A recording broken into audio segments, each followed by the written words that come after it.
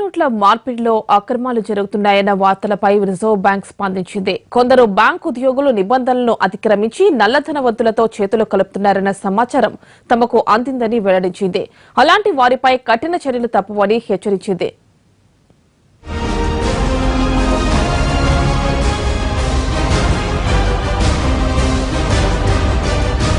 500,000 రూపాయల నోట్ల రద్దుతో నల్లధనాన్ని వెలికి తీయాలన్నది కేంద్ర ప్రభుత్వం ఉద్దేశం. ప్రజలను కష్టపెట్టేదైనా తప్పనిసరి పరిస్థితుల్లోనే ఈ నిర్ణయం తీసుకున్నామని ప్రధాని మోడీ చెబుతున్నారు. అయితే కొందరు అక్రమార్కులు తమ నల్లధనాన్ని మార్పిడి చేసుకునేందుకు బ్యాంకు ఉద్యోగులతో ఒప్పందాలు కుదుర్చుకున్నట్లు వార్తలొచ్చాయి. సామాన్యులు గంటల తరబడి క్యూ లైన్లలో నిలబడి నోట్లు మార్చుకుంటుంటే నల్ల కుబేర్లు మాత్రం దొడ్డిదారిన పని కానిచ్చేస్తున్నారని తేలింది.